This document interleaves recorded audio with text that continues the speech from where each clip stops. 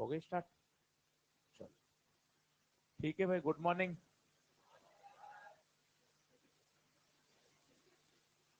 तो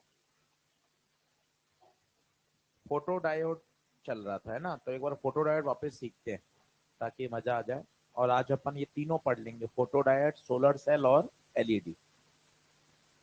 और logic get start करेंगे कल। लास्ट क्लास के बाद 1 घंटा रुक जाएंगे, तो अपन कल लॉजिक गेट पढ़ लेंगे। लास्ट क्लास खाली है क्या आपकी? आज तो मेरी क्लास है, तो कल खाली है ना? आज तो मेरी है क्लास। चलो मैं देख लूंगा। लिखें। तो सबसे पहले पढ़ते हैं फोटो डायोड। फोटो डायोड का एक बार वापस रिवीजन करा देता हूँ। क्लास नोट्स खोल लीजिए, समझ लीजिए एक बार।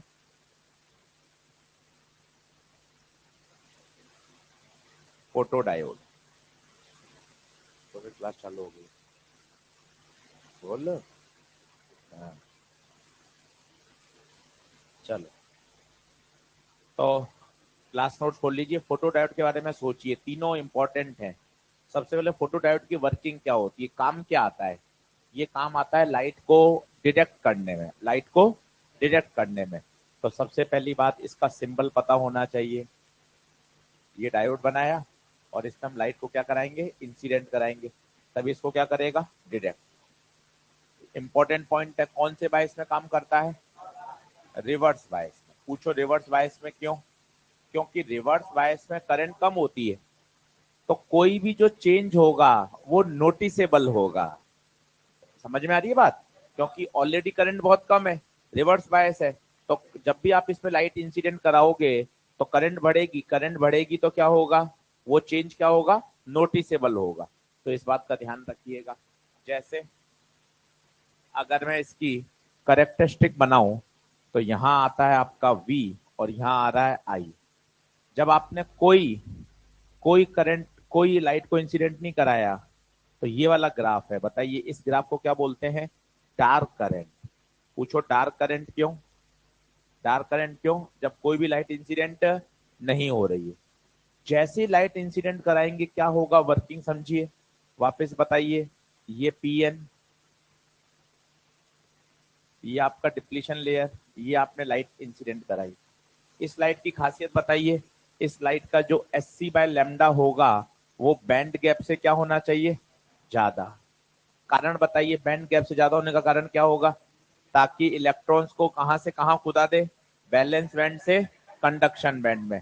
तो यहाँ नीचे जगह खाली हो जाएगी, उसे बोलेंगे होल। ऊपर जो पहुंच जाएंगे वो कौन है, इलेक्ट्रॉन। और उस इलेक्ट्रॉन होल पेयर जनरेशन से सर्किट में बहने वाली करंट बढ़ जाएगी, बढ़ जाएगी। तो देखिए ये करंट की वैल्यू बढ़ गई। और इंटेंसिटी बढ़ाओगे तो मॉडर्न फिजिक्स में चले जाओ, इंटेंसिटी बढ़ेगी, आने वाले नंबर ऑफ फोटॉन्स बढ़ेंगे। सोचिए, ज्यादा इलेक्ट्रॉन होल पेयर जनरेट होंगे, करंट और बढ़ेगी, और इंटेंसिटी बढ़ाओगे करंट और बढ़ेगी। तो एक बार सवाल ऐसे ही बन गया, I1, I2, I3, I4। ज्यादा इंटेंसिटी बताइए कौन सी, I4। अब देखो दूसरी बात सुनते ही कितना बढ़िया हो गया, इसलिए तो कह रहे हैं रिवीजन कराएंगे 2-2 बार, तो एकदम शानदार ऐसे याद हो जाएगा खटाखट खटाखट। तो देखिए, तो फोटो डायोड के बारे में क्या क्या बातें समझ में आ गई।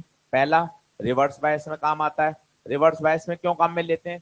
क्योंकि करंट स्मॉल है, तो इसमें जो भी चेंज होगा वो क्या होगा, नोटिसेबल होगा। फोटो डायोड काम क्या करता है, लाइट को डिटेक्ट करने काम आता है। जब इस पे लाइट गिरेगी तो क्या होगा, करंट बढ़ जाएगी, करंट बढ़ जाएगी तो आप डिटेक्ट कर सकते हो कि लाइट इस पे क्या आ रही है, इंसिडेंट हो रही है। क्या ये बात क्लियर है सारी की सारी? अब इसके न्यूमेरिकल देखते हैं फोटो डायोड के। देखिए कौन सा क्वेश्चन है। क्वेश्चन नंबर आइए 47, 48 और 49।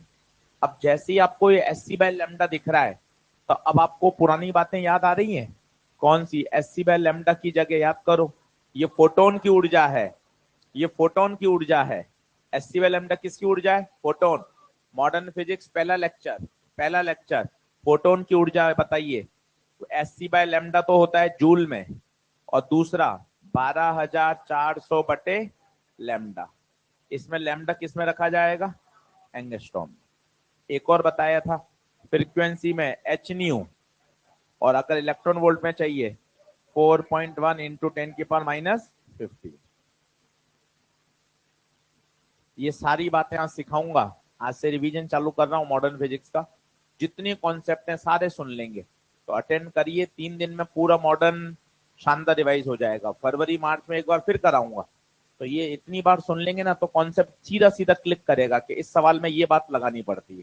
तो 9:30 बजे रिवीजन स्टार्ट कर रहे हैं, जिसमें आज का टारगेट है फोटोन थ्योरी और फोटो इलेक्ट्रिक इफेक्ट। न्यूमेरिकल्स करेंगे, कॉन्सेप्ट सीखेंगे, PYQ के क्वेश्चंस करेंगे। ठीक है, आज लेक्चर नंबर 1 है, अनअकैडमी के ऐप पर होगा, प्लस प्लेटफॉर्म पर। ठीक है, तो घर बैठे बैठे आप अपना शानदार तैयार कर सकते हैं। तो बताइए, फोटोन का फॉर्मूला SC/लैम्डा या E बराबर एच न्यू। इन दोनों में तो किसमें चाहिए होगा? जूल में। इन दोनों में तो किसमें चाहिए होगा? जूल में। और ये किसमें होगा? Electron volt. अब बताइए, क्या फोटो डायोड के बारे में सारी बातें ओके हैं? रिवर्स बायस में काम करता है, लाइट डिटेक्ट करने के काम आता है। जब आने वाले फोटोन की ऊर्जा बैंड गैप से ज्यादा होगी तो इलेक्ट्रॉन होल का पेयर का जनरेशन होगा, सर्किट में करंट बढ़ेगी। जैसे जैसे इंटेंसिटी बढ़ती जा रही है, करंट भी बढ़ती जा रही है। ये I1 I2 I3 I4 क्या है? इंटेंसिटी। क्या ये सारी बातें ELP में लिखी हुई है? देख लो। सवाल नंबर चालू करें, तीनों निपटा दो, 47, 48 और 49। होमवर्क दिया था वो आपने हाथ नहीं लगाया, आज करना। किया? होमवर्क किया था? चलो, जिन्होंने नहीं किया मुझे बताएं, उनको मैं एक एक सवाल बैठा के कराऊंगा। लिखें 47, 48, 49, कॉपी में ही कर लें। हाँ, डार्क करंट का मतलब है जब इसमें कोई अपन लाइट इंसिडेंट नहीं करा रहे। तो रिवर्स बायस के कारण जो करंट फ्लो हो रही है उसे हम क्या बोल रहे हैं? डार्क करंट, जो सबसे कम है। तो डार्क करंट का मतलब का क्या है? जब किसी भी तरह की लाइट का कोई इंसिडेंट नहीं है। चलिए, 47, 48, 49 कॉपी में कर लीजिए। एक एक सवाल कॉपी में सॉल्व होना चाहिए। 47, 48, 49।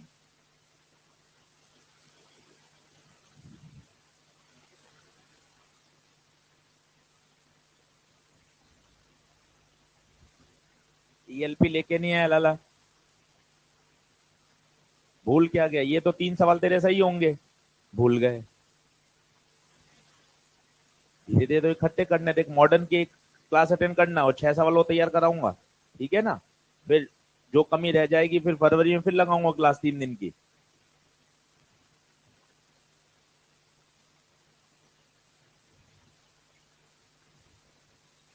हाँ जी, 47 हुआ क्या?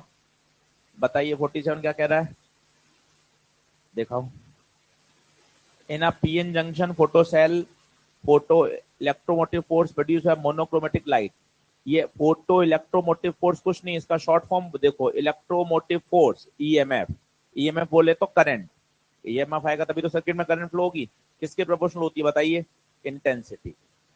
सोचिए, इंटेंसिटी बढ़ाएंगे तो करंट भी बढ़ेगा।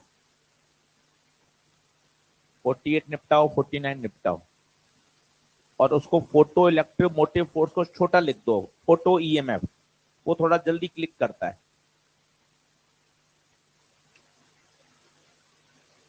आज सारे क्वेश्चन हो जाने चाहिए एक्सरसाइज 3 के। लॉजिक गेट छोड़कर, ट्रांजिस्टर सिलेबस से हट गया है, तो अभी ट्रांजिस्टर नहीं पढ़ेंगे, लॉजिक गेट पढ़ेंगे पहले। ट्रांजिस्टर आप कहोगे तो मैं किसी दिन एक दिन पढ़ा दूंगा 2 घंटे के लिए। सिलेबस में ट्रांजिस्टर नहीं है, नई NCERT मैंने ग्रुप में डाल दी है, उसमें से ट्रांजिस्टर का नामो निशान हट गया है।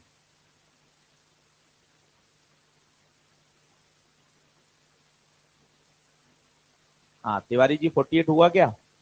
पढ़िए, तेज आवाज में बोलिए, क्या कह रहा है?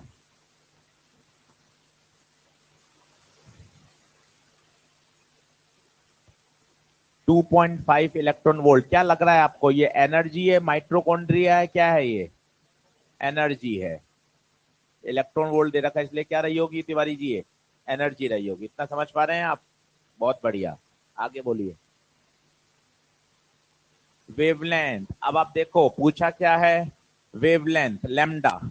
अब एनर्जी और वेवलेंथ, एनर्जी किसमें दे रखी है? इलेक्ट्रॉन वोल्ट में। कौन सा लगाना पसंद करना चाहिए? 12,400। अब सवाल सेमीकंडक्टर का है, परंतु अपन मॉडर्न के फॉर्मूले से काम अपना हो जाएगा, क्योंकि फोटोन ही तो है। फ्रीक्वेंसी पूछा है, खड़ा हो जाए या हाथ ऊपर करके, फ्रीक्वेंसी पूछा है। नींद लेते हैं सर, मैं 49 देख रहा हूँ। क्यों देख रहा है 49? 48 लिखा हुआ है तो। और सेमीकंडक्टर क्यों देख रहा है? इलेक्ट्रोस्टैट्स देख। और क्या, गलती कर रहा है तो भयंकर गलत करना। सर मैं ऐसा ही करता हूँ। 12,400 बटे 2.5। अब लमसम कर लीजिए तो आपको आइडिया लग जाएगा किसके आसपास आंसर आएगा। 5,000 आ रहा है।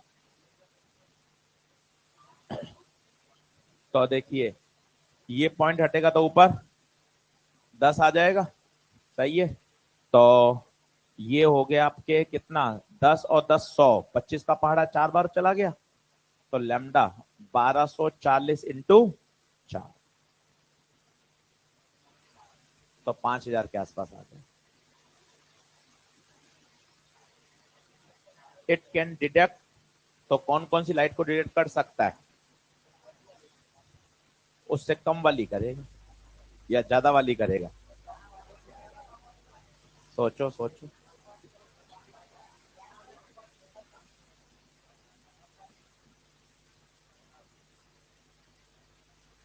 हाँ, दो ऑप्शन दे रखे हैं। 4,000 वो तो नैनोमीटर है बेटा, वो तो अलग ही हो गया।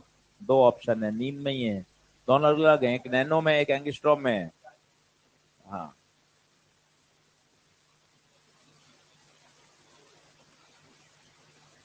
अब आप जरा सोचिए, एक थ्रेशोल्ड वाला कॉन्सेप्ट होता था, याद है आपको? याद करिए। इससे कम वेवलेंथ वाली डिटेक्ट करेगा, ज्यादा वाली डिटेक्ट नहीं करेगा। अब आइए कौन सा क्वेश्चन, 49। 49 करिए।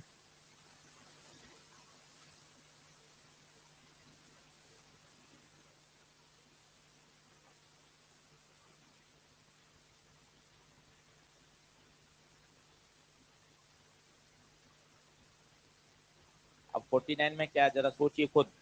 फिर वही बैंड गैप दे रखा है और फ्रीक्वेंसी पूछा है, तो कौन सा लगाना पड़ेगा बताइए?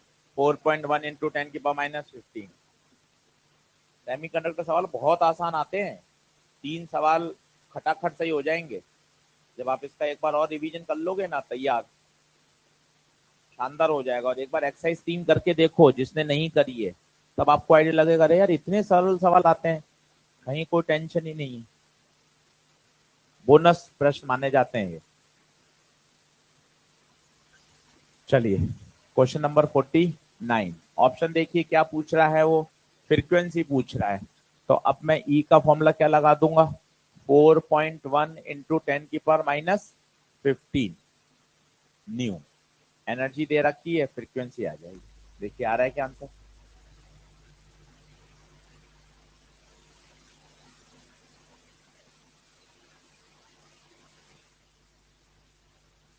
बढ़े आगे।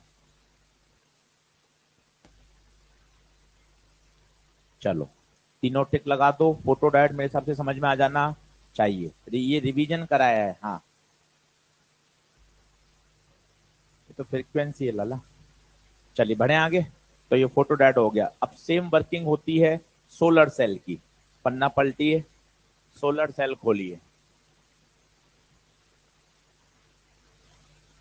Solar cell. अब आजकल तो सोलर सेल का इतना समय चल रहा है, सभी को पता है सोलर सेल क्या करता है।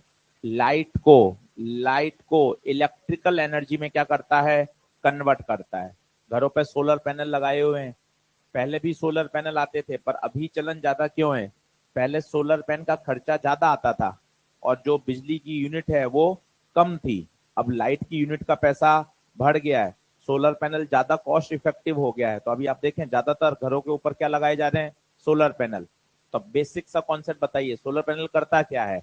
लाइट एनर्जी को, सन से जो लाइट आ रही है, सूरज से जो रोशनी आ रही है, उस रोशनी को किस में कन्वर्ट कर रहा है, इलेक्ट्रिकल एनर्जी में। वर्किंग बहुत सरल है, 2 मिनट में समझ में आ जाएगी। देखिएगा ध्यान से। सेम वर्किंग है as that of photo diode. इसमें भी हम लाइट को क्या कराते हैं, इंसिडेंट कराते हैं। ये देखिए सूरज की रोशनी आ रही है। बस इसमें अंतर क्या है, इसमें कोई बाइसिंग नहीं होती, ना फॉरवर्ड बाइसिंग है ना रिवर्स बाइसिंग है, नो बाइसिंग। 3 स्टेप सुनिए, 3 स्टेप में समझ में आ जाएगा। कंस्ट्रक्शन वर्किंग लिखनी नहीं होती है, बेसिक बात समझे, न्यूमेरिकल समझ में आना चाहिए। 3 स्टेप सुनिए, बढ़िया लगेगा। सबसे पहले तो यहाँ ट्रांसपेरेंट कोटिंग होती है। पूछिए ट्रांसपेरेंट कोटिंग क्यों जरूरी है? बिल्कुल, जब भी तो लाइट क्या करेगी, अंदर जाके इंसिडेंट होगी, तो ज्यादा ओपन एरिया होना चाहिए सन के लिए और ट्रांसपेरेंट कोटिंग होनी चाहिए। अब सुनिए क्या होगा, 3 स्टेप सुनिए, मजा आ जाएगा। स्टेप नंबर 1, लाइट का इंसिडेंट होना। किसकी? सूरज की लाइट आ रही है, सनलाइट आ रही है। ये लाइट क्या करेगी? इलेक्ट्रॉन होल पेयर को जनरेट करेगी। सोचिए इलेक्ट्रॉन होल पेयर कैसे जनरेट होगा? वही कहानी, लाइट आएगी, वो लाइट इसके बैंड गैप से ज्यादा होगी, बैंड गैप से ज्यादा होगी तो इलेक्ट्रॉन को वैलेंस बैंड से कंडक्शन में ले जाएगी, पीछे कौन आ जाएंगे? होल आ जाएंगे। तो सर्किट में क्या क्रिएट हो जाएंगे? इलेक्ट्रॉन होल पेयर क्रिएट हो जाएंगे। डिप्लीशन रीजन में आपको पता है कौन एग्जिस्ट करती है? इलेक्ट्रिक फील्ड एग्जिस्ट करती है। जैसे इलेक्ट्रॉन होल पेयर जनरेट होंगे, इलेक्ट्रिक फील्ड उन इलेक्ट्रॉन होल पर क्या लगाएगी? फोर्स लगाएगी। F बराबर QE, फोर्स लगेंगे। फोर्स लगने से सोचो क्या होगा? इलेक्ट्रॉन होल क्या होंगे? सेपरेट होंगे। बताइए होल कहां भागेंगे? कोशिश करिए, होल यहाँ, hole electron hole electron hole electron generate हुए, सोच के बताइए होल होल कहां भागेंगे? इलेक्ट्रिक फील्ड की डायरेक्शन में। तो होल तो इधर भागेगा, इलेक्ट्रॉन कहां भागेगा? इसके अपोजिट। बताइए होल यहाँ इकट्ठे हो जाएंगे, यहाँ कौन सा चार्ज आ जाएगा? प्लस, यहाँ माइनस। बताइए किनारों किनारों पर क्या आ गए? प्लस माइनस क्रिएट हो गया। मतलब क्या पैदा हो गया? ईएमएफ पैदा हो गया, पोटेंशियल डिफरेंस पैदा हो गया। और जैसे ही आपने यहाँ एक रेजिस्टेंस लगाया, सर्किट को क्लोज किया, सर्किट में क्या फ्लो होने लग जाएगी? करंट। कितनी सरल वर्किंग है देखिए आप। तो बेसिक 3 स्टेप हैं। आइए फिर से सुनिए 3 स्टेप। पहला बोलिए। पहला, लाइट का इंसिडेंट होना। लाइट का इंसिडेंट होना, ये लाइट उसके बैंड गैप से क्या होनी चाहिए? ज्यादा। फोटो डायोड की वर्किंग और सोलर सेल की वर्किंग बिल्कुल एक जैसी होती है, केवल इतना सा अंतर है, उसमें बाइसिंग होती है, इसमें कोई बाइसिंग नहीं है। काम क्या करता है? काम देखिए, काम क्या कर रहा है? सोलर एनर्जी आ रही है और देखिए क्या फ्लो करने लग गई सर्किट में? करंट। मतलब सोलर एनर्जी को किस में कन्वर्ट कर रहा है? इलेक्ट्रिकल एनर्जी में कन्वर्ट कर रहा है। तीसरा पॉइंट सुनिए, लाइट का आना, फिर इलेक्ट्रॉन होल पेयर का जनरेट होना। इलेक्ट्रिक फील्ड उन इलेक्ट्रॉन होल को क्या करेगी? फोर्स लगा के सेपरेट करेगी। किनारों किनारों पर प्लस माइनस का इकट्ठा होना, सर्किट में क्या पैदा होना? Potential difference. और उस पोटेंशियल डिफरेंस के कारण सर्किट में क्या फ्लो करना? करंट। कोई बाइसिंग नहीं होती, ना फॉरवर्ड बाइसिंग है ना रिवर्स बाइसिंग है। जल्दी से देखिए सोलर सेल, पेज नंबर कौन सा? 18। नीचे के यूजेस काट सकते हैं, कोई नहीं पूछता। ऊपर के 3 पॉइंट पढ़ लीजिए जल्दी से, वही काम के हैं। 3 पॉइंट पढ़ लीजिए। फिर आता है इसका ग्राफ, वो ग्राफ समझा देता हूं आपको।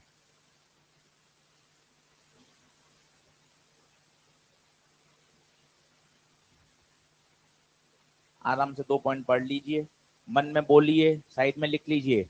3 स्टेप, लाइट का एनर्जी का आना, इलेक्ट्रॉन होल पेयर का जनरेट होना, इलेक्ट्रिक फील्ड उनको सेपरेट करेगी, किनारों पर प्लस माइनस आना, पोटेंशियल डिफरेंस पैदा होना, रेजिस्टेंस जैसे ही जोड़ोगे सर्किट में क्या फ्लो होने लग जाएगी? करंट।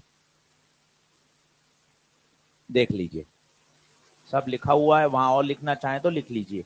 यूजेस को काट सकते हैं, कोई नहीं पूछता। यूजेस आपको पता ही है।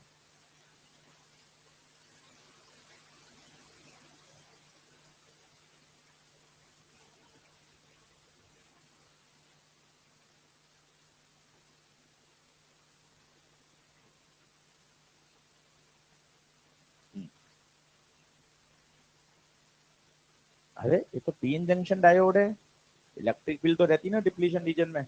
और क्या, रिवीजन कर रहा हूँ आयुष एक बार पुराना। इलेक्ट्रिक फील्ड याद नहीं आ रही तो कह रहे ऑप्टिक्स का करा, तो कैसी बातें करता है। हाँ, याद तुझे इलेक्ट्रिक फील्ड नहीं आ रही तो कह रहे ऑप्टिक्स रिवीजन का, तो गजब करता है भाई। खुद क्यों कर लूंगा, मैं खड़ा हूं ना यहाँ पर, खुद क्यों कर लूंगा। चलो बढ़े आगे। आइए, तो सोलर सेल पे कोई ज्यादा कोई क्वेश्चन आया नहीं है, बेसिक वर्किंग अपन को आनी चाहिए। सोलर सेल ओके, देख लो। बढ़े क्या आगे।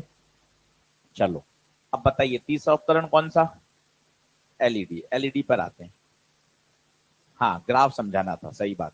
तो ग्राफ के लिए मैं आपको करंट इलेक्ट्रिसिटी में ले चलता हूँ, थोड़ा सा वहां पढ़ाता हूँ आपको। बाकी तो बी आर वाई सर पूरा आपको डिटेल में वहां सिखाई देंगे। देखिए, ये सेल होता है, सेल का ईएमएफ होता है ई, और इंटरनल रेजिस्टेंस होता है आर। इसे बोलते हैं ईएमएफ। ई क्या है, सेल का ईएमएफ, और आर क्या है, सेल का इंटरनल रेजिस्टेंस। ठीक है साहब, यहां तक तो कोई समस्या नहीं। अब ध्यान से देखिए, दो चीजें होती हैं, एक होता है ओपन सर्किट, एक होता है शॉर्ट सर्किट। ओपन सर्किट और शॉर्ट सर्किट क्या होता है, ध्यान से सुनिए। ओपन सर्किट का मतलब होता है सर्किट में कोई करंट फ्लो नहीं कर रही, मतलब आई कितना है, जीरो। आई कितना है, जीरो। इसे क्या बोलते हैं, ओपन सर्किट। शॉर्ट सर्किट का मतलब क्या होता है, आपने ये सेल लिया और इसके दोनों एंड्स को क्या कर दिया, सीधा जोड़ दिया। इसे क्या बोलते हैं, शॉर्ट सर्किट। पूरा डिटेल में हम कहाँ पढ़ेंगे, करंट इलेक्ट्रिसिटी। ये कहलाता है शॉर्ट सर्किट। इन जनरल क्या होता है, जो रेगुलर यूज में हमारा आता है, मान लो डिस्चार्जिंग में बना रहे हैं, तो ये सेल और ये सेल का, और ये हमने एक एक्सटर्नल डिवाइस जोड़ दी, इसका रेजिस्टेंस कितना है, आर। ये तीन तरह की बातें समझिए। ये तो है एक सामान्य सर्किट जो हम डेली लाइफ में देखते हैं, सेल, सेल के साथ एक रेजिस्टेंस जुड़ा हुआ है। ओपन, ओपन का मतलब है सर्किट में कोई करंट फ्लो नहीं हो रही है। शॉर्ट सर्किट, सेल के दोनों किनारों को क्या कर दिया, शॉर्ट कर दिया, इसे बोलते हैं शॉर्ट सर्किट। जब ओपन करंट, ओपन सर्किट है और सर्किट में कोई करंट फ्लो नहीं हो रही, तो इन दोनों के बीच में जो पोटेंशियल डिफरेंस होता है वो होता है V X minus V Y बराबर ई। कैसे, किरचॉफ लॉ से आपको समझाता हूं, अगर आपको समझ में आए, पुराना याद आ रहा हो। एक्स पे खड़े हैं, वी एक्स, बड़े से छोटे जाएंगे, बड़े से छोटा क्या होगा, नुकसान कितने का, ई का। करंट तो है ही नहीं, तो I into R, I into R. I क्यों नहीं है बताइए, क्यों नहीं है, सर्किट ओपन है, करंट फ्लो नहीं होगा, बराबर कहां पहुंच जाएंगे, वी बाई। हो सकता है ये स्टेप अभी समझ में नहीं आए, परेशान मत होइएगा, ये करंट इलेक्ट्रिसिटी में पूरा आ जाएगा। इसको वहां ट्रांसफर करिए, तो V X minus V Y किसके बराबर होगा, ई। अब थोड़ा सा सोचिए, ओपन सर्किट में टर्मिनल वोल्टेज सबसे ज्यादा होता है। कारण सुनिए, अगर करंट फ्लो करेगी तो ये रेजिस्टेंस वोल्टेज का क्या करेगा, ड्रॉप करेगा। ड्रॉप करेगा तो जो टर्मिनल वोल्टेज है वो ईएमएफ से क्या हो जाएगा, कम हो जाएगा। क्या हो जाएगा, कम हो जाएगा। तो ओपन सर्किट में टर्मिनल वोल्टेज हमेशा किसके बराबर होता है, ईएमएफ के बराबर होता है। शॉर्ट सर्किट में देखिए, इस वाले में अगर आपको याद है, इसमें एक बार लगाइए, सेम वही, सेम वही बोलिए, यहां से, यहां से चलिए, रेजिस्टेंस ड्रॉप करता है, माइनस का आई आर, माइनस का आई छोटा आर, छोटे से बड़ा, प्लस ई बराबर जीरो। तो ई बराबर I R plus I R, यहां से आई निकालेंगे तो आएगा E upon R plus R. इसमें सोचिए, वापस लगाइए मस्ती से, बोलिए, माइनस का आई आर प्लस का ई बराबर जीरो। तो ई बराबर आई आर, आई बराबर ई बाय आर। सोच के बताइए कौन सी करंट ज्यादा है, कौन सी ज्यादा है, ये वाली या वो वाली। ये क्यों कम है, क्योंकि यहाँ दो टर्म का एडिशन हो रहा है, ज्यादा से भाग दोगे तो आंसर कम आएगा। यहां इसे बोलते हैं मैक्सिमम करंट, क्योंकि शॉर्ट सर्किट में करंट हमेशा मैक्सिमम होती है, होनी भी चाहिए। जरा सोचिए, क्योंकि जो रेजिस्टेंस लगा हुआ था उससे तो करंट जाना ही पसंद नहीं कर रही, क्योंकि ऊपर आपने क्या कर रखा है, शॉर्ट कर रखा है। करंट कौन से रास्ते से फॉलो हो जाएगी, शॉर्ट वाले से फॉलो हो जाएगी। क्या बात समझ में आ रही है। आइए इन सभी बातों को एक बार और समझते हैं फिर से। जो कमी रह गई है फिर देखिए, 3 तरह की बातें होती हैं, उसको समझिए, फिर से समझिएगा और इसको लिख लीजिए। बताइए इसको क्या पढ़ते हैं? सेल। क्या बोलते हैं? सेल। ये सेल का ईएमएफ, ये सेल का इंटरनल रेजिस्टेंस, ये कौन सा सर्किट है? ओपन। फिर ये देखिए, ये सेल का इंटरनल रेजिस्टेंस, ये आपने रेजिस्टेंस लगा दिया, इसे बोलते हैं लोड रेजिस्टेंस आर, ये एक जनरल सर्किट। और तीसरा बताइए, तीसरा, दोनों एंड्स को आपने क्या कर दिया? शॉर्ट। अब ध्यान से बताइएगा, यहां ओपन सर्किट में करंट जीरो, ओपन सर्किट में करंट जीरो, पोटेंशियल डिफरेंस बताइए सोचकर, पोटेंशियल डिफरेंस बोलिए। V X minus E minus I R बराबर वी वाई, तो V X minus V Y बराबर E, V X minus V Y बराबर E. कोशिश करेंगे यहां बताने की। चलिए यहां बताइए, आई तो निकाल ही लिया था आपने, V X minus V Y बताना चाहता हूं। चलो कोशिश करो, यहां से चलो, यहां से बोलो, V Y minus minus I R, छोटे से बड़ा, प्लस ई बराबर वी एक्स, वहां ले जाओ, V X minus V Y E minus I R. अब आप कंपेयर करो कौन सा ज्यादा है, आराम से बताइए कौन सा ज्यादा है, ऊपर वाला या नीचे वाला? क्यों ऊपर वाला क्यों ज्यादा है? इसमें सब्ट्रैक्ट हो रहा है। अब शब्द आपको समझ में आएंगे। अच्छा, इसलिए आप कह रहे थे ओपन सर्किट में, ओपन सर्किट में बोले तो करंट जीरो, बोले तो जो पोटेंशियल डिफरेंस होता है वो क्या होगा? Maximum, TPD, terminal potential difference, ये क्या होता है? मैक्सिमम। कहीं रटने की जरूरत नहीं है, आप देखिए ना, अभी एक स्लाइड में एक बार और समझा दूंगा। तो ओपन सर्किट की फीलिंग लाइए, ओपन सर्किट में क्या क्या है? सर्किट में करंट जीरो है, पोटेंशियल डिफरेंस मैक्सिमम है। सर मैक्सिमम समझ नहीं आ रहा, तो दूसरे जनरल सर्किट में देख, जनरल सर्किट में तो क्या हो रहा है? ई माइनस आई आर हो रहा है। सर इसमें भी करके देखूं क्या? हाँ चल इसमें करके देख, ये एक्स, ये वाई, ये करंट, ये करंट, चलो बोलो बोलो, V by minus I R plus E बराबर वी एक्स, उधर ले जाओ, तो V X minus V Y बराबर ई माइनस आई आर। अब तीनों को कंपेयर करना, तभी तो समझ में आएगा। पता सबसे बड़ा कौन सा है? सबसे बड़ा कौन सा है? सबसे पहला। क्यों? बाकी सब में तो ई में से टर्म सब्ट्रैक्ट हो रही है। तो अब फाइनल बात समझ में आई कि ओपन सर्किट की दो विशेषताएं कौन कौन सी? एक तो करंट जीरो होती है और टर्मिनल पोटेंशियल डिफरेंस मैक्सिमम। इसमें एक आई आर ऐड नहीं होगा ना, इसमें तो अपन सिर्फ यहां से यहां तक ही तो बना रहे हैं, पूरे लूप में बनाएंगे तब आएगा। अपन इस किनारे से चालू हुए और इस किनारे पे खत्म हो गए, सही है।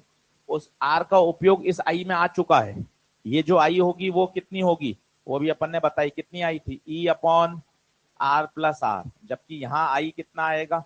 ई बाय आर। बताइए क्या बातें समझ में आ रही हैं?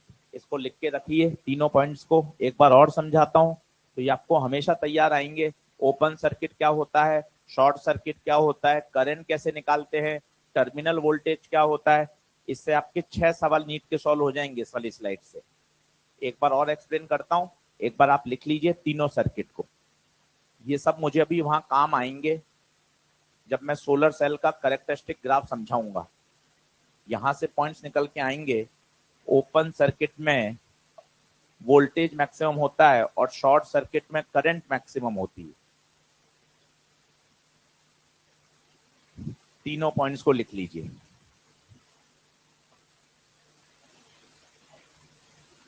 फिर एक बार और समझ लेते हैं।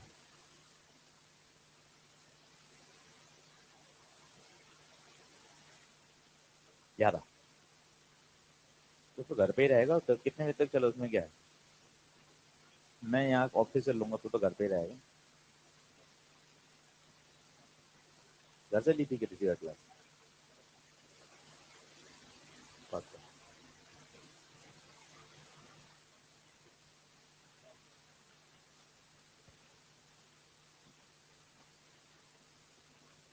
कॉपी लेके आना, चेक करूंगा मॉडर्न फिजिक्स क्या क्या सवाल कराए हैं रिवीजन क्लास में। हाँ और लेट कर रजाई में उड़ के मत देखना कि हाँ भाई वो लगा दिया हेडफोन पर। हाँ हाँ, पेन कॉपी लेकर बैठना, एक एक सवाल साथ में करना। 6 सवाल हैं वो मॉडर्न के। हाँ, रिवाइज नहीं कराऊंगा, पूरा पढ़ाऊंगा उसको।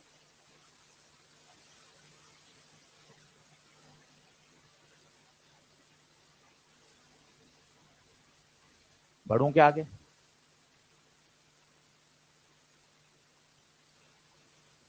आप बताओ, निष्कर्ष बताओ और खुद कोशिश करो। ओपन सर्किट में क्या मैक्सिमम? ओपन सर्किट में potential difference maximum, current zero. Short circuit में करंट मैक्सिमम, देख करंट मैक्सिमम। बाकी में तो देख आर प्लस आर थी, यहाँ जीरो थी, यहाँ ई बाई आर है। इस तरह से बातों को रिलेट करोगे तभी समझ में आएगा।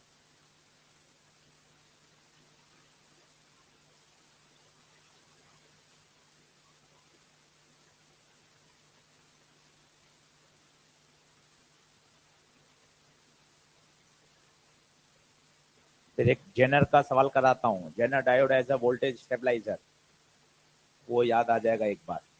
फिर एलईडी समझाऊंगा।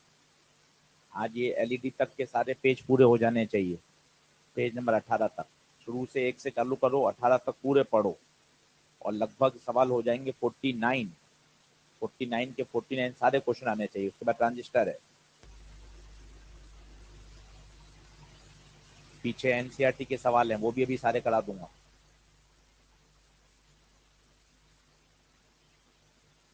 बढ़ूं आगे, हटाऊं? अब इसी का ग्राफ देखिए, करंट इलेक्ट्रिसिटी का ग्राफ बना रहा हूं पहले। इसका जो ग्राफ आता है वो देखिए कैसा आता है। देखें, ये मैंने खींचा है V और I में। दो तरीके से आप इसको सोच सकते हो। V बराबर होता है E माइनस आई आर, इसको आगे पीछे लिख दो, minus I R plus E, minus I R plus E. Compare कराओ y बराबर एम एक्स प्लस सी से। आराम से कंपेयर कराना, सोचना, ये अपने आप में पेपर का सवाल है। इंटरसेप्ट देखो, इंटरसेप्ट प्लस सी, प्लस सी। y की जगह वोल्टेज है, x की जगह आई है, तो बता स्लोप क्या आया? स्लोप क्या आया? Minus are. इंटरसेप्ट क्या आया? प्लस सी। प्लस सी मतलब कहां से चालू होगा? ऊपर से, और स्लोप नेगेटिव है। ये देखो। अब इस ग्राफ को पढ़िए तब मजा आएगा। सोच, यहाँ क्या जीरो है? बता, सोच के बता, यहाँ क्या जीरो है? ग्राफ पढ़ना सीखो, 8वीं 9वीं 10वीं की बात है। वाई एक्सिस पर हो तो एक्स जीरो हो गया ना, आई तो यहाँ चालू होगा ना, 1 2 3 4 5, तो यहाँ तो आई जीरो है ना भाई। इसका मतलब ये क्या है बताइए? ये ओपन सर्किट। पढ़ोगे तब हवा लगेगी, नहीं तो सभी चीज रटनी पड़ेगी। कितना रट लोगे भाई? ओपन सर्किट है, ओपन सर्किट में पोटेंशियल डिफरेंस किसके बराबर होता है? ई। देख ऊपर चेक कर, क्या मस्ती है। ओपन सर्किट देख, करंट जीरो, पोटेंशियल डिफरेंस किसके बराबर? ई। देख सब चेक हो रहा है ना। अब बता, सोच के बता, यहाँ यहाँ क्या है? यहाँ क्या है? करंट। करंट है, ये करंट बता क्या है? मैक्सिमम। ये करंट मैक्सिमम। क्या बातें समझ में आ रही है? तो ये बातें अगर पता है, अब देखो वो वाला करेक्टरिस्टिक बनाता हूँ, रुक जाओ, इसको रुकना। अब देखना, सोलर सेल का बनाता हूँ। ये सोलर सेल का आता है इस तरह से। पहली बात तो सर ये लीनियर ग्राफ क्यों नहीं आया? तो इसका उत्तर याद करिए।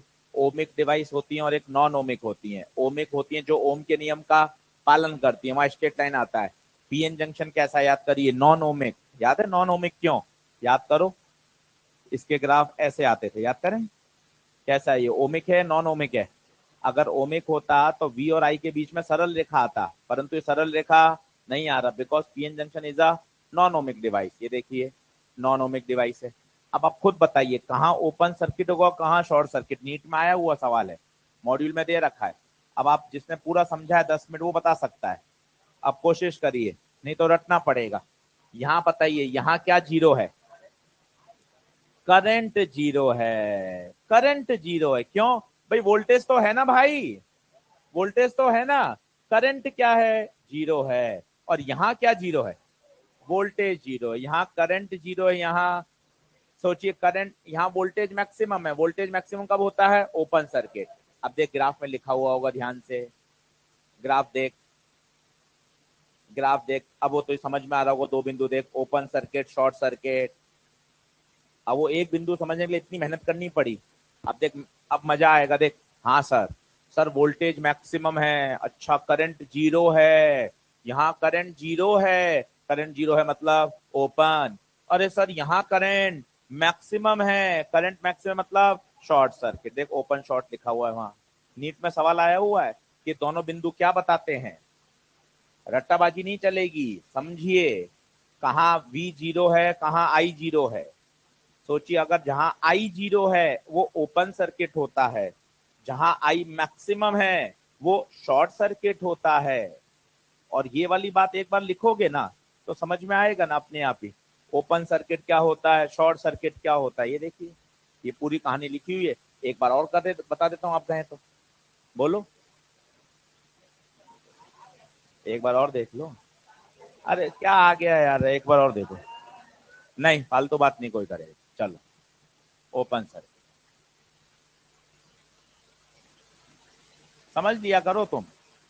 हाँ चलो। हाँ देखो, अब तीसरी बार में देख डाउट आ रहा है, मतलब ये दो बार और समझाने की जरूरत है। अरे अभी सब बता देंगे, सब चिंता क्यों कर रहा है तू, सुन तो सही। अब बात करते हैं ओपन। ओपन का मतलब करंट, करंट फ्लो नहीं हो रहा, तो आई कितना हो गया? जीरो। पहली बात, ओपन में current zero. What about terminal potential difference?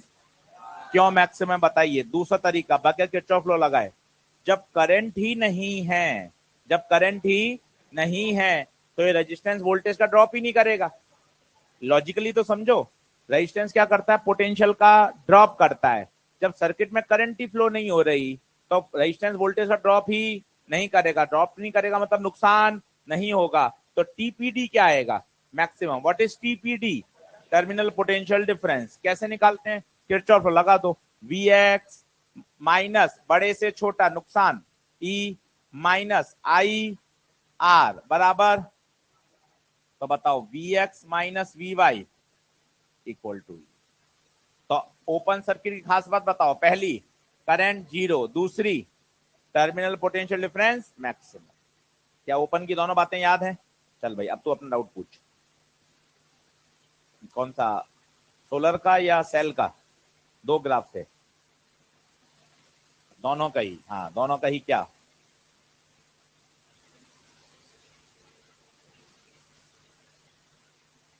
बोलते जीरो था? ये देख, ये है V और ये है I। ठीक है, यहां पर I क्या हो रहा है? मैक्सिमम हो रहा है। यहां ओपन सर्किट है।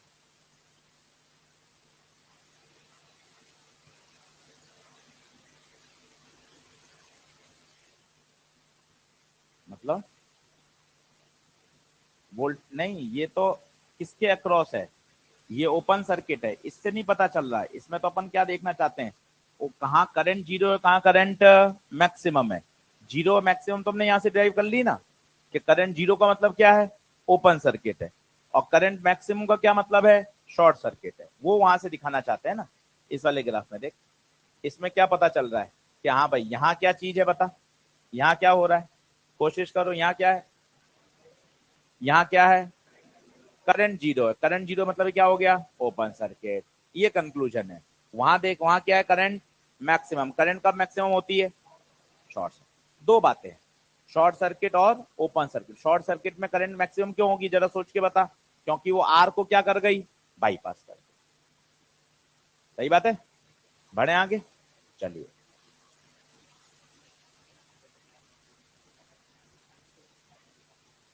नहीं तो ये तो potential depth across external resistance है ना भाई, क्यों नहीं आ रहा था?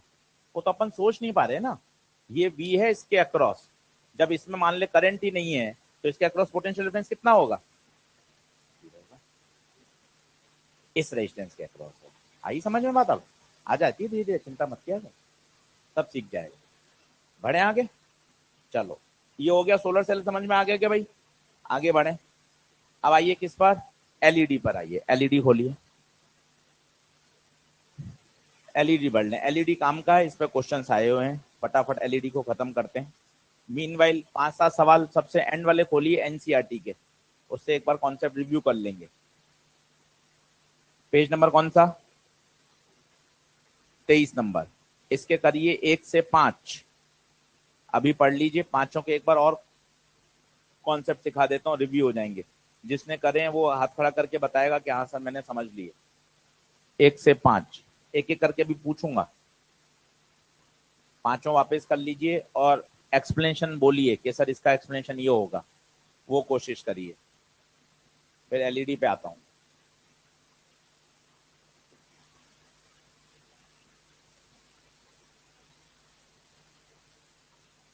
ट्रांजिस्टर का आप बता दीजिएगा क्या करना है, कभी फ्री होंगे तो ट्रांजिस्टर को एक बार पढ़ लेंगे, नहीं पढ़ के रख लेंगे, कभी किसी दिन फ्री होंगे, ऐसे तो सिलेबस में है नहीं। नई एनसीईआरटी, हाँ क्यों पढ़ा रहे हैं बात करती, तो फिर भी एक बार इच्छा हो तो। इच्छा नहीं है।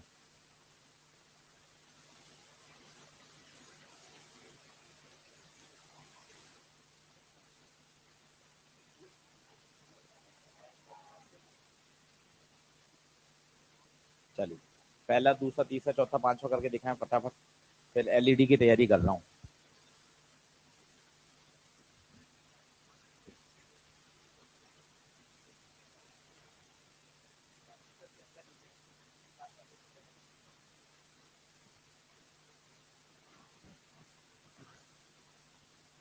काटने वाले टॉपिक ऐसे कॉन्फिडेंटली काटते हैं, कट कट करना है पूरे सेमीकंडक्टर मत कट लगा देना। हाँ हाँ, चलो हाँ भाई।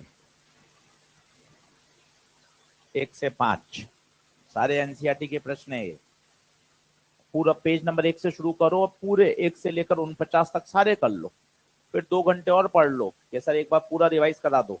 सारे कॉन्सेप्ट ऐसे एट अ टाइम याद होने चाहिए, तब मजा है पढ़ने का। आज एक्सरसाइज 3 करना शुरू से, लॉजिक गेट का सवाल छोड़ देना, ट्रांजिस्टर के काट देना। लॉजिक गेट तो पढ़ेंगे, ट्रांजिस्टर तो काट देना। उसके बाद सारे क्वेश्चन करना, एक में भी नहीं अटकोगे। अगर आप एक में भी नहीं अटके तो आपको लग रहा है मैंने यार 20 साल के सवाल करके देख लिए, कहीं कोई अटकाएगा नहीं सवाल। जो बच गए वो भी करा दूंगा, तो लगभग की जगह फिर तो बोलेगा सारे। सही।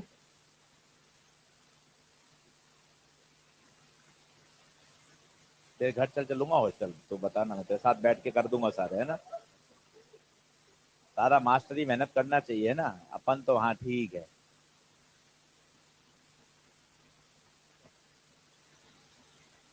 चलो भाई, पहला कौन समझाएगा? पहला बढ़िया भाई, नजर ने सबसे पहले हाथ खड़ा किया। हाँ भाई नजर, पहला एन टाइप में बताओ क्या क्या बातें सही होती हैं। एन टाइप में पहली बात, पेंटावेलेंट अशुद्धि डालते हैं।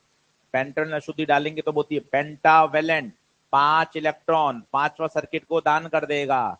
तो एन टाइप आते ही नहीं करेगा, तो पांचवा बोला है।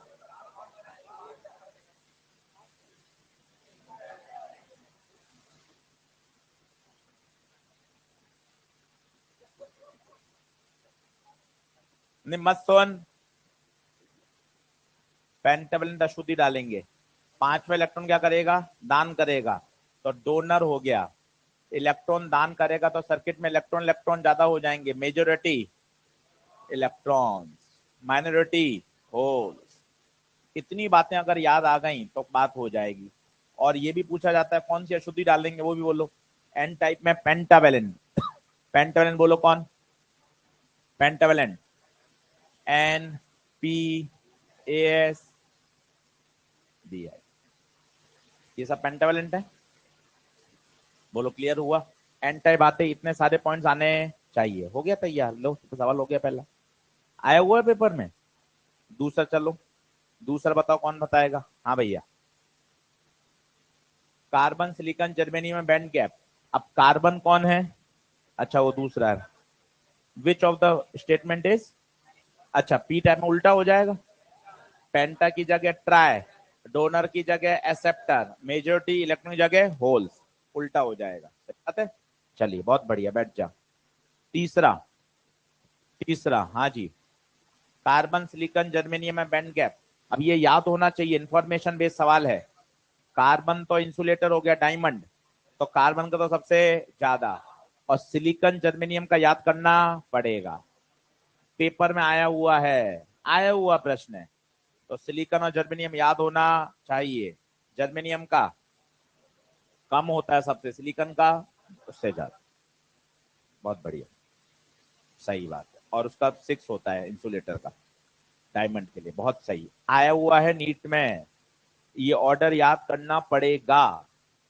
तीसरा, चौथा आइए, चौथा शानदार है, सबसे पहले याद करो, अनबायस होते ही थी, जब आपने कोई बैटरी नहीं लगाई तो डिफ्यूजन करंट आती थी, और डिफ्यूजन आती थी ड्यू टू कंसंट्रेशन डिफरेंस। एक जगह होल ज्यादा है, एक जगह इलेक्ट्रॉन ज्यादा है, तो होल भागेंगे ज्यादा कंसंट्रेशन से कम कंसंट्रेशन की तरफ, और इलेक्ट्रॉन भागेंगे उल्टा, अपोजिट। याद आया? तो ये कहलाती थी डिफ्यूजन करंट। डिफ्यूजन करंट का बेसिक कारण कंसंट्रेशन डिफरेंस, उसी के कारण एक डिप्लीशन लेयर बनती थी। डिप्लीशन लेयर फिर इलेक्ट्रिक फील्ड पैदा करती थी, और वो इलेक्ट्रिक फील्ड फिर चार्ज कैरियर को ड्रिफ्ट कराती थी। तो फिर कौन सी करंट आती थी? Drift current. याद आ रहा है? तो बताओ अनबायस के लिए कौन जिम्मेदार है? अनबायस में डिफ्यूजन करंट के लिए जिम्मेदार कंसंट्रेशन डिफरेंस। कहां से कहां भागेंगे बताइए? पी से एन। पक्का? चलो बहुत बढ़िया, चौथा हो गया। पांचवा आइए, पांचवा, फॉरवर्ड बायस में बताइए क्या होता था? पूरे पूरे पॉइंट्स फॉरवर्ड बायस में, बैरियर पोटेंशियल कम हो जाता है, इलेक्ट्रिक फील्ड कम हो जाती है, सर्किट में चार्ज कैरियर डिप्लीशन विड्थ कम हो जाएगी, सर्किट में करंट फ्लो होना स्टार्ट हो जाएगी, एक्सटर्नल पोटेंशियल बैरियर पोटेंशियल से ओवरकम कर लेना चाहिए। याद है, नी वोल्टेज के बाद सर्किट में करंट एकदम राइज करेगी। बताइए कौन सा आएगा? कौन सा आएगा? थर्ड। पक्का? चलो अब आते हैं, बीच में 5 सवाल मैंने आपको रिवाइज करा दिए, अब आते हैं एलईडी पर। LED, light emitting diode. अब इसका जो कॉन्सेप्ट आया है ना, पहले उस कॉन्सेप्ट को समझो। इसका जो कॉन्सेप्ट आया है वो आया है एटॉमिक स्ट्रक्चर से। कॉन्सेप्ट समझ में आ जाएगा फिर तो 5 मिनट भी नहीं लगेंगे। तो पहले आप मुझे बताइए, लाइट एमिट क्यों होती है? कारण क्या है? ये स्ट्रीट लैंप होते हैं, आजकल तो एलईडी लग गए हैं, पहले सोडियम लैंप होते थे पीले रंग वाले। तो पीले रंग का प्रकाश कैसे निकलता है? आप लाइट ऑन कर देते हो, पीले रंग का प्रकाश निकलता है। विशाल बताएंगे। हाँ, एनर्जी किस, कौन कैसे देते हो एनर्जी? हाँ, पहला स्टेप, पहला स्टेप, जैसे आपने बल्ब को ऑन किया, बातें समझिए, तभी इसका बेसिक प्रिंसिपल समझ में आएगा तो आपको आनंद आ जाएगा कि लाइट कहाँ से आ रही है। आप ऑन करते हैं, ये लाइट आ रही है, ये देखिए पीले रंग का प्रकाश आ रहा है, सोडियम लैंप है। तो लाइट के पीछे की कहानी आपको पता हो तो मजा है। आपने जैसे ही स्विच ऑन किया, आपने इलेक्ट्रिकल एनर्जी दी, इलेक्ट्रिकल एनर्जी से जो उसका फिलामेंट है वो क्या होगा? गर्म होगा। फिलामेंट गर्म होकर जो उसके अंदर के इलेक्ट्रॉन है वो क्या होंगे? एक्साइट होंगे। एक्साइट होके कहाँ जाएंगे? अपने एक्साइटेड स्टेट में। कोई भी इलेक्ट्रॉन एक्साइटेड स्टेट में ज्यादा समय तक नहीं रह सकता, वो क्या करेगा? जंप करेगा। बस यही फिजिक्स है। Whenever electron jump from higher energy level to lower energy level, energy is release in terms of electromagnetic radiation. अभी बात खत्म नहीं हुई। इसकी जो वेवलेंथ है, अगर वो येलो कलर उसमें दिख रही है, रेंज में आ रही है, इसलिए हमें नीले रंग का, पीले रंग का, लाल रंग का प्रकाश दिखाई दे रहा है। क्या ये बात समझ में आ रही है कि भाई लाइट का ये है कैसे एमिशन हो रहा है? तिवारी जी फिर सुनिए, स्टेप नंबर 1, इलेक्ट्रॉन को आपने एक्साइट किया, एक्साइट करने के बाद वो अपने हायर ऑर्डर में गया, हायर से जब लोअर में जंप करेगा तो फोटोन रिलीज होंगे। क्या रिलीज होंगे? फोटोन, वही तो प्रकाश है। और अगर उस फोटोन की तरंग दैर्ध्य का मतलब होता है वेवलेंथ, अगर वो वेवलेंथ अपने विबग्योर में होगी तो हमें कलर दिखाई लग जाएगा। 4000 से 7500 के बीच में अगर होगा तो आपको रंग दिखने लग जाएगा। पहले ये वाली कहानी समझ में आनी चाहिए कि लाइट एमिशन का मतलब होता क्या है। अब ये बात यहां लगा दोगे तो क्लियर हो जाएगा। पहले देखिए, नाम ही देख लीजिए, लाइट एमिटिंग डायोड। ये देखिए, ये डायोड बनाया, सिंबल देखना, इसका सिंबल ऐसा। फोटो डायोड का सिंबल में तीर के निशान अंदर आ रहे थे, तीनों को एक साथ पढ़ना, उसमें लाइट इंसिडेंट करवा रहे थे, इससे लाइट एमिट हो रही है। अब लाइट एमिट कैसे हो रही है वो देखिए, उसकी वर्किंग बहुत आसान है, मजा आ जाएगा देखना। सबसे पहले इसे फॉरवर्ड बायस में काम में लेते हैं, 2 मिनट में समझ में आ जाएगी, पीछे की कहानी क्लियर, मामला सेट है। ये देखिए, ये forward bias. Sir forward bias भूल गए, याद करा देता हूं, पी से पी, एन से एन, तो एलईडी किस में काम करेगी? फॉरवर्ड बायस में काम करेगी। फॉरवर्ड बायस का मतलब बोलिए, फॉरवर्ड बायस का मतलब डिप्लीशन वेट कम हो जाएगी, बैरियर पोटेंशियल कम हो जाएगा, एक्सटर्नल वोल्टेज जैसी बैरियर पोटेंशियल ओवरकम करेगा, सर्किट में करंट फ्लो होना स्टार्ट हो चुकी है। होल होल यहां जा रहे हैं, इलेक्ट्रॉन यहां जा रहे हैं, याद करिए। अब ये होल इलेक्ट्रॉन है कहां? इलेक्ट्रॉन इलेक्ट्रॉन बहुत पुरानी कहानी याद करिए। फ्री इलेक्ट्रॉन कहां पाए जाते हैं? कंडक्शन बैंड में। फ्री इलेक्ट्रॉन कहां पाए जाते हैं? कंडक्शन बैंड में। होल्स कहां पाए जाते हैं? वैलेंस बैंड में। याद है सबसे पुराना लेक्चर, ये फ्री इलेक्ट्रॉन्स और ये होल्स। अब ध्यान से सुनिएगा, जब ये होल्स इलेक्ट्रॉन जा रहे हैं इधर से उधर, तो जंक्शन के आसपास ये रिकम्बाइंड होते हैं। वापस सुनिए, जंक्शन के आसपास रिकम्बाइन होने का मतलब क्या हुआ? इलेक्ट्रॉन और होल आपस में रिकम्बाइन हो रहे हैं। क्या होल नीचे से ऊपर जाएगा क्या? ना ना, इलेक्ट्रॉन कंडक्शन बैंड में जो हायर एनर्जी लेवल पर है वो ऊपर से नीचे कूदेगा। और सोचिए, ये ऊपर से नीचे कूदेगा रिकम्बाइन होने के लिए।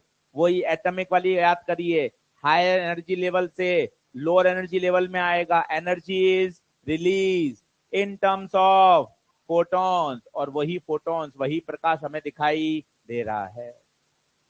इतनी सरल सी वर्किंग है लाइट एमिटिंग डायोड। वापस सुनिए, पहला बिंदु किस में काम में ले रहे हैं? फॉरवर्ड बायस में। किस में काम में ले रहे हैं? फॉरवर्ड बायस में। सर्किट में करंट फ्लो हो रही है, इलेक्ट्रॉन होल पेयर का ट्रांजिशन हो रहा है, डिप्लीशन वेट कम हो चुकी है, बैरियर पोटेंशियल से आप ओवरकम कर चुके हो। इलेक्ट्रॉन होल पेयर जंक्शन के आसपास क्या करेंगे? कुछ रिकम्बाइंड होते हैं, रिकम्बाइंड हो रहे हैं। रिकम्बाइंड का मतलब है इलेक्ट्रॉन किससे मिल रहा है? होल से। पर इलेक्ट्रॉन और होल का तो घर अलग अलग है, कैसे मिल रहे हैं? इलेक्ट्रॉन का हायर एनर्जी लेवल है, वो ऊपर से कहां कूदेगा? नीचे कूदेगा। तो ये जैसी ट्रांजिशन होगा, एटम स्ट्रक्चर वाली कहानी, हायर से लोअर में जाओगे, energy release in the form of electromagnetic radiation, photons. अब कहानी सुनिएगा क्या होता है। अगर मैं सिलिकॉन की बात करूं तो सिलिकॉन का जो बैंड गैप होता है, अभी आपने याद किया था, कितना होता है? 1.1 इलेक्ट्रॉन वोल्ट। तो जरा सोचिए, ये आपका कंडक्शन बैंड, ये आपका वैलेंस बैंड, ये इलेक्ट्रॉन कूदा कहां से? कंडक्शन से वैलेंस में। बताइए कितनी एनर्जी रिलीज करेगा? जो इसकी बैंड गैप के बराबर होगा। कितना बैंड गैप है? 1.1 इलेक्ट्रॉन वोल्ट। ये इतनी एनर्जी को क्या करेगा? रिलीज। इसके कॉरेस्पॉन्डिंग एक बार वेवलेंथ निकालो, ई बराबर 12400 बटे लैम्डा। ई 1.1 12400 बटे, तो लैम्डा आएगा 12400 बटे 1.1। अगर 10 हो, एक 1 होता तो 12400 होता, थोड़ा सा कम आएगा, लगभग मान लेते हैं 11000। अब ध्यान से देखिए, 11000 मतलब ये वाला प्रकाश आपको दिखाई नहीं देता, क्योंकि विजिबल रीजन तो होता है 4000 से 7500। ये होता है इंफ्रारेड। कौन सा रेडिएशन? इंफ्रारेड। मतलब ये जो एलईडी जो सिलिकॉन की बनाओगे वो इंफ्रारेड रेडिएशंस में काम आती है। हम जो एलईडी देखते हैं नीले कलर की, लाल कलर की, हरे रंग की, जरा सोच के बताइए, क्या वो सिलिकॉन की बन सकती है? कभी नहीं बन सकती। कारण बताइए। सिलिकॉन से जो एमिशन हो रहा है वो तो 11,000 एंगस्ट्रॉम का हो रहा है, वो इंफ्रारेड रेडिएशन है, वो अपने विजिबल रीजन में नहीं है। तो सर क्या इसका भी उपयोग होता है? बिल्कुल होता है। रिमोट के आगे जाके देखना, आज रिमोट के आगे भी एलईडी होती है, पर वो जलती नहीं है। आपको लगता है अरे यार जल ही नहीं रही है, क्यों? कारण क्या है? वो इंफ्रारेड रेडिएशंस निकालती है।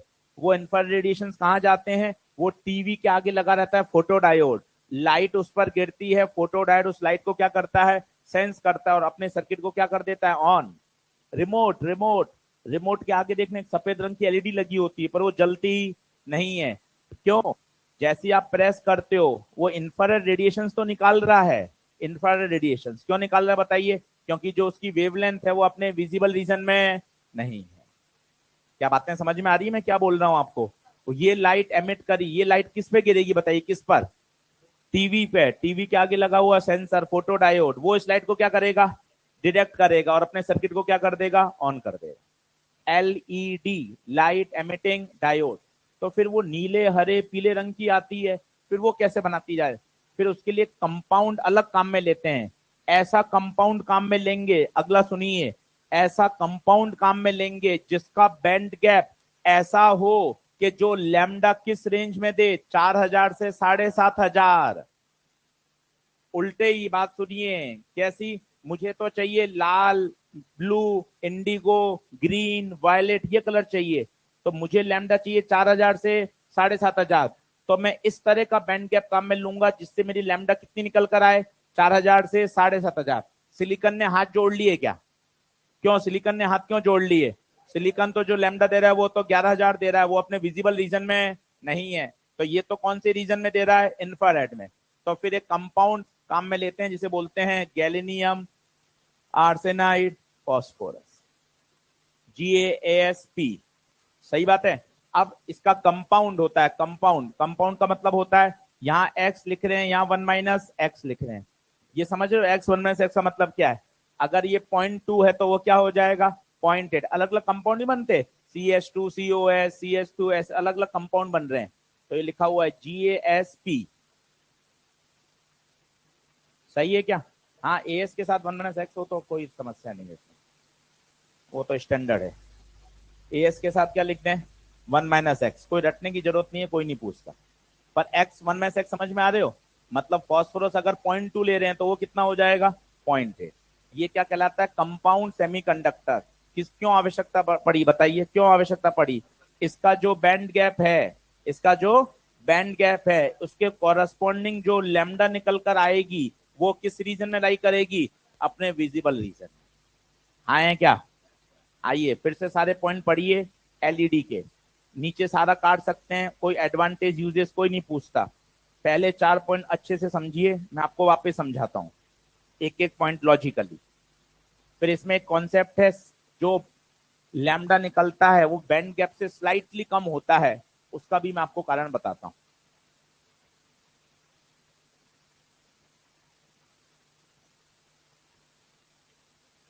नहीं नहीं, उसमें तो कब कौन सा ऑन होता है उस पर डिपेंड करता है, वो तो उसके अंदर इंजीनियरिंग है। उसमें अलग अलग बैंड गैप लगाते हैं, उस छोटे से में अलग अलग बैंड गैप होता है।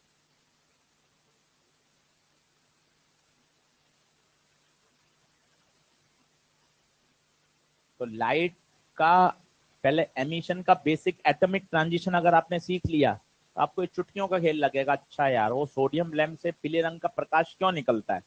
उसकी गणित दिमाग में सोचिए कि अच्छा इलेक्ट्रॉन एक्साइट होगा, जब वो ऊपर से नीचे जंप करेगा तो क्या होगा? एनर्जी को रिलीज करेगा। और वो एनर्जी अगर पीले रंग की वेवलेंथ से मैच खा रही है तो आप कहोगे सर कैसे रंग का प्रकाश मिल रहा है? तुम बता सकते हो विवेक? नाम भूल गया मैं। विशाल, हाँ।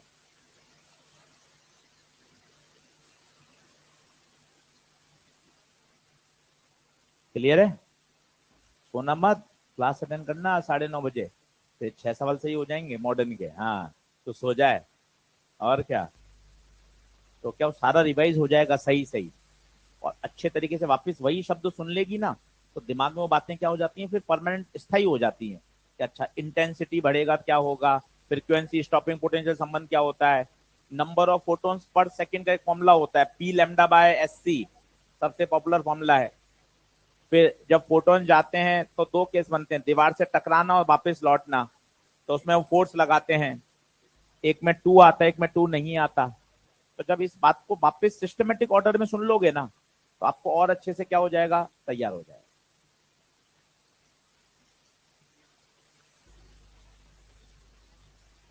क्या कौन आते हैं कोर्स न्यूमेरिकल, रिमोट, हाँ, Google Google Google Google search कर, क्योंकि यहाँ गूगल बाबल लिखा हुआ है, कह दो कि ऐसे ऐसे रिमोट आते हैं, मैंने तो देखा, मैं सोचता हूँ मैं वहां पहुंच जाता हूँ, इसमें क्या होता है। सही, वो लाइन ऑफ साइट पे काम करते हैं, जो मैंने बताया कि रिमोट पहले वाला क्या होना चाहिए, उसकी लाइन ऑफ साइट पर होना चाहिए। बढ़े आगे, चलिए अब बताइए, पहला पॉइंट बताइए, लाइट एमिटिंग डायोड, पहला पहला बताइए, पहला कौन से बायस में काम करेगा, फॉरवर्ड बायस में।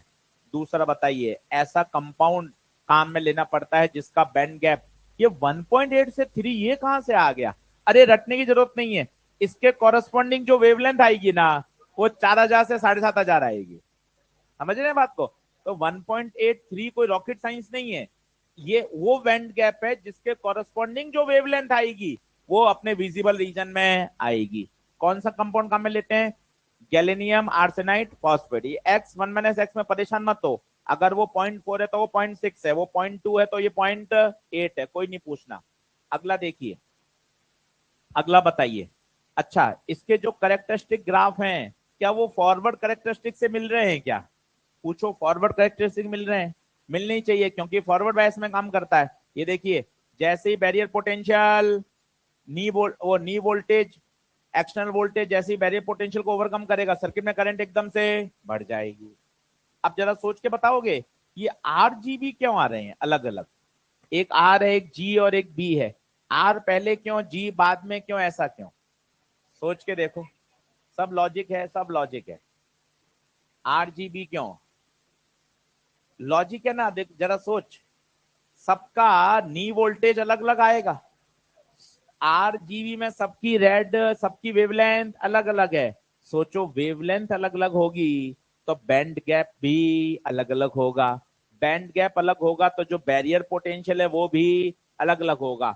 यहां से देख के बता, सबसे कम नी वोल्टेज किसका है, होना भी चाहिए, जरा सोच, सबसे कम नी वोल्टेज है, इसका मतलब उसका बैंड गैप सबसे कम है। अब बैंड गैप सबसे कम है तो लैम्डा सबसे, रेड का लैम्डा सबसे ज्यादा होता है, याद करिए, सोच के देखिए। तो आरजीबी कोई रटने की जरूरत नहीं, बस लॉजिक आना चाहिए। अब जरा ये सोच के बताइए, एक इसमें पॉइंट लिखा हुआ जो आपने पढ़ा हो कि जो एनर्जी आती है वो इक्विवेलेंट टू बैंड गैप या उससे स्लाइटली क्या आती है, कम आती है। ये स्लाइटली कम के पीछे का विज्ञान मैं आपको समझाने का प्रयास करता हूं, वो आप समझिएगा। ये वाली बात लिख लीजिए, वहीं कोने में जगह हो तो, सिलिकॉन के केस में क्या होता है, ये कोने में लिख के रख लीजिए, वहां लिखा हुआ नहीं है। सिलिकॉन के केस में जो वेवलेंथ आती है वो कौन से में लाई करती है, इंफ्रारेड रेडिएशंस। तो कहीं कहीं हमें इंफ्रारेड वाले काम में लेने हैं तो हम सिलिकॉन का काम में लेते हैं, उससे जो लाइट एमिट करती है वो विजिबल रीजन में नहीं है। मैंने आपको बताया, रिमोट के आगे एक एलईडी लगी हुई, आप देखना, रिमोट के आगे एलईडी लगी हुई है, और वो जो एलईडी है वो जलती नहीं है, आप सोच रहे हो खराब है, खराब नहीं है, उससे जो रेडिएशंस निकल रहे हैं वो अपने विजिबल रीजन में नहीं है।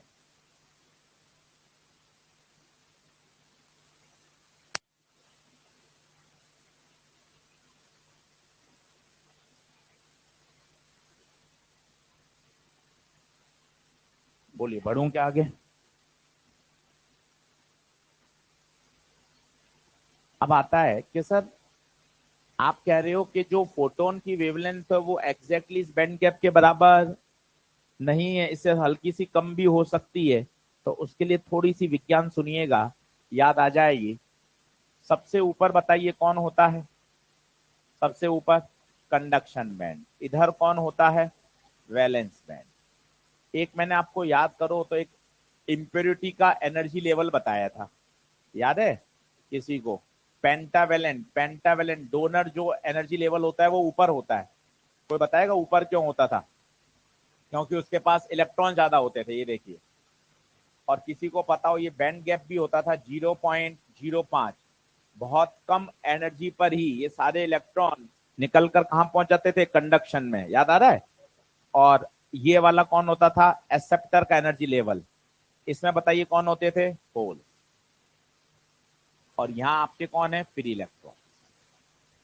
अब आप देखिए पॉसिबल ट्रांजिशन क्या क्या हो सकते हैं, उससे आपको पता चलेगा जो बैंड गैप है वो स्लाइटली लेस क्यों बोल रहा हूं मैं। एक तो जो आप सोच रहे थे ये वाला सीधा का सीधा कहां गिर जाए? बैलेंस बैंड में। तो ये बताइए ये कितना गैप? एग्जैक्टली बैंड गैप के बराबर। अब दूसरा ट्रांजिशन सुनिए, मजा आएगा।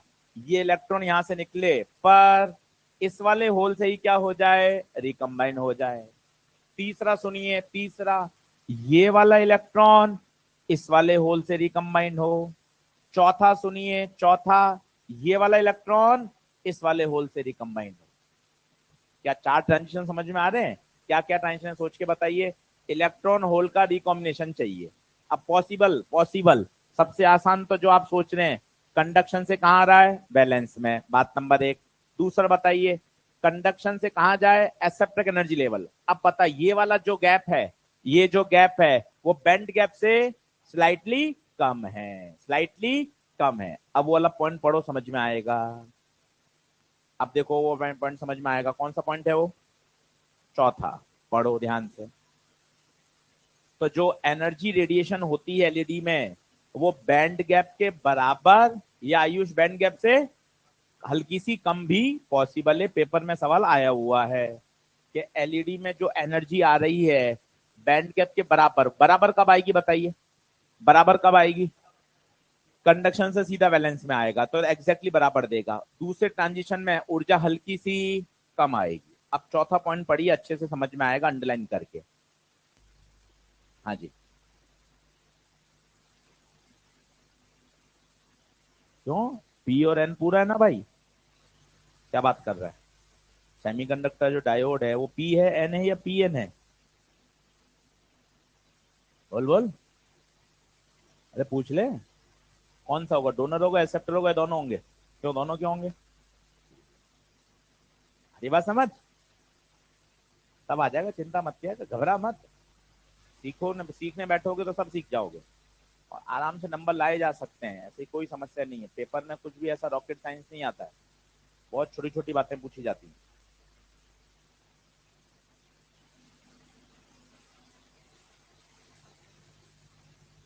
ओके क्या लिख तो रहा नहीं है? Okay sir, okay. क्या कौन सा समझा है? खड़े होके बता कि जो एनर्जी रेडिएट होगी वो बैंड गैप के बराबर या उससे कम होगी। कम सुन लिया बस।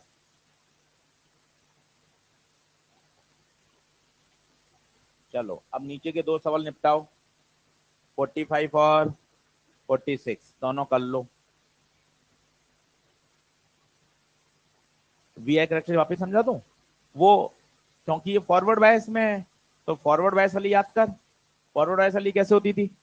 वोल्टेज जैसे नहीं वोल्टेज ज्यादा होता था करंट एकदम शूट हो जाती थी, बस वैसी तो है। और तीनों की अलग अलग क्यों है सोच के बता। क्योंकि तीनों कलर के लिए वेवलेंथ अलग अलग है तो तीनों के लिए बैंड गैप भी अलग अलग होगा, तीनों के लिए नी वोल्टेज भी अलग अलग होगा। ये कुछ काम का नहीं, वो वाली करेक्टरिस्टिक ये काम की सबसे इधर वाली, ये ऊपर बनाइए। हाँ। तो, हाँ जी, नीचे के 2 क्वेश्चन करेंगे क्या? कर लीजिए।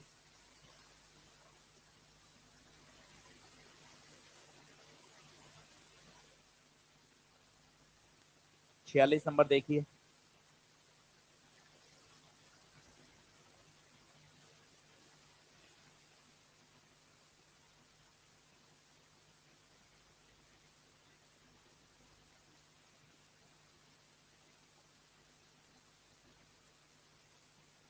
आ रहा है क्या?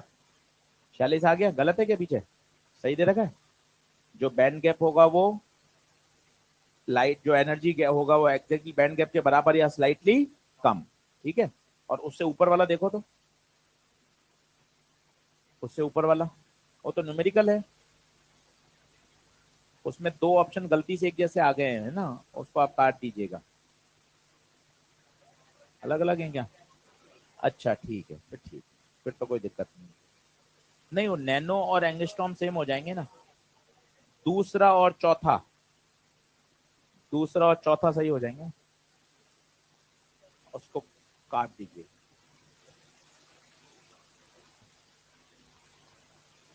चलिए बढ़े आगे। अब देखिए 1 से लेकर 49 तक सारे हो गए क्या? पहले पे से पलट लीजिए, कौन सा मैंने छोड़ा है। आपने करा है उससे नहीं है, मैंने कौन से छोड़ा है वो बताइए। 1 से चालू करिए, सारे हो गए क्या? सारी ईएलपी के एक एक सारे करने हैं आपको।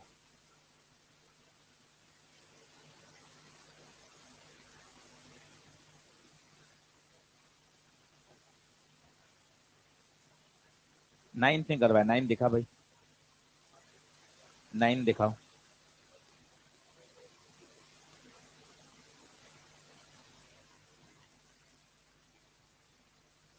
लाओ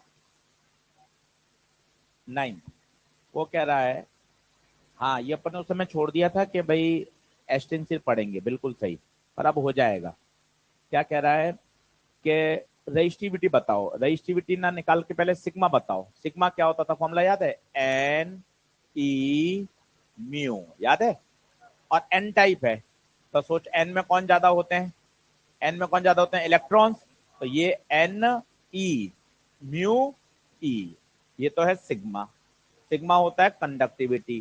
तो रजिस्टिविटी क्या हो जाएगा? रो बराबर 1/सिग्मा, 1/NE म्यू ई। अब एन ई पता है क्या? बताओ।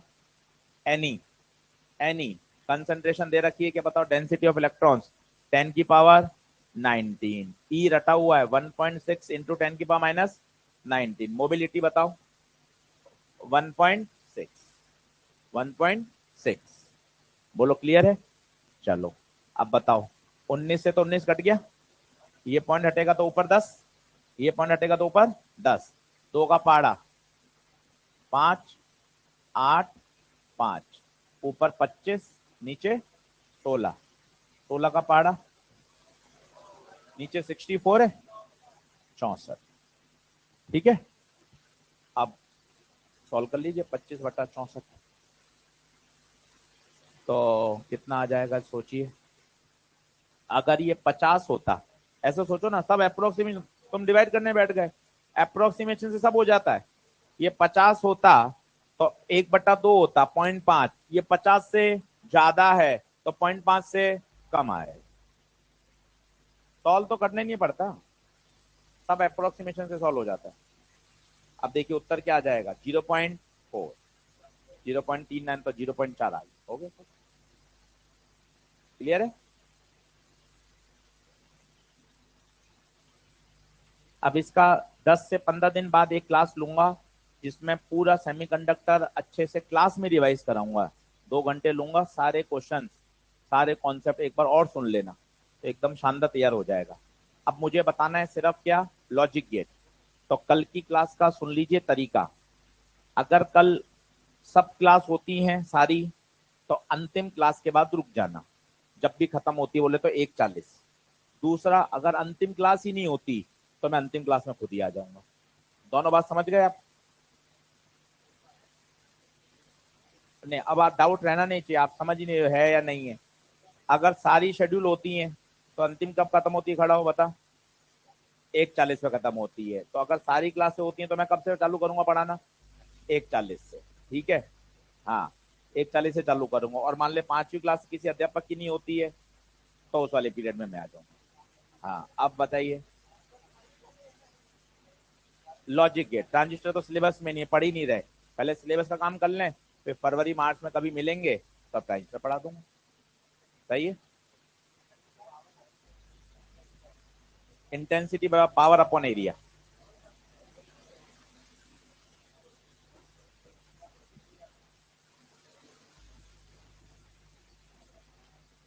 चलो